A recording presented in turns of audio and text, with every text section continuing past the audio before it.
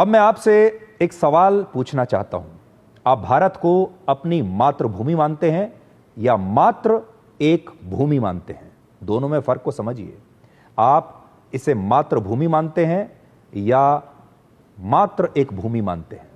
और हमारे देश में दोनों ही लोग हैं। जिनके लिए ये मातृभूमि है ऐसे भी हैं, और कुछ ऐसे भी हैं जिनके लिए ये मात्र एक भूमि है। यानी भारत आपके लिए एक जमीन का टुकड़ा भर है या आप अपने देश के लिए अपना सब कुछ दांव पर लगा सकते हैं? ये वो सवाल है जो ऑपरेशन सिंदूर के बाद कई बार मेरे मन में आया, और इसका कारण यह था कि ऑपरेशन सिंदूर ने हमारे देश के एक खास वर्ग, कुछ यूट्यूबर्स, कुछ तथाकथित फैक्ट चेकर्स को आज एक्सपोज करके रख दिया। ये अलग अलग रूप में हमारे देश में काम कर रहे हैं। कोई अपने आप को कुछ बताता है, कोई कुछ बताता है। इनके रोल अलग अलग हैं।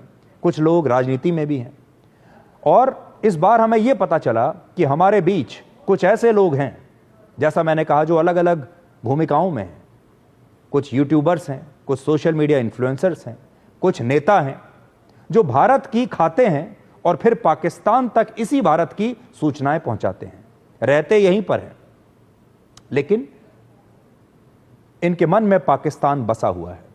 यह भी पता चला कि हमारे बीच मुट्ठी भर लोग ऐसे भी हैं जो भारत को बदनाम करने के अवसर तलाशते हैं और अभिव्यक्ति की आजादी की आड़ में भारत के सम्मान का सौदा करते हैं। इस युद्ध में भारत में बने हथियारों की तो लाइव टेस्टिंग हो गई, लेकिन साथ ही इसमें भारत के लोगों की देशभक्ति की भी लाइव टेस्टिंग हुई है। और हमें यह पता चला कि कुछ लोग यूट्यूबर्स, कुछ तथाकथित फैक्ट चेकर्स बनकर, उनके भेष में छिपकर भारत को कमजोर कर रहे हैं, और अब भारत इनकी असलियत को जान गया है। इसलिए आपसे भी हम ये कहना चाहेंगे कि आप अब तक यही सोचते होंगे कि सोशल मीडिया पर अलग अलग तरह के लोग आते हैं, वो अलग अलग विचार आपके सामने रखते हैं। ये सब कुछ अभिव्यक्ति की आज़ादी के लिए हो रहा है, ये सब कुछ अपनी अपनी बात देश तक पहुंचाने के लिए हो रहा है। लेकिन ये सब कुछ इतना आसान नहीं है।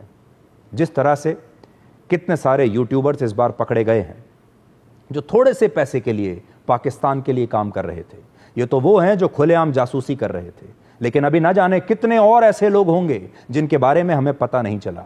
लेकिन जब आप उनके वीडियोस को देखेंगे, जब आप उनके कंटेंट को देखेंगे, तो ये वो लोग हैं जो भारत की जीत में भी मायूस होकर बैठे हैं। ये वो लोग हैं जो ये जानना चाहते हैं कि पाकिस्तान ने भारत का कितना नुकसान किया है।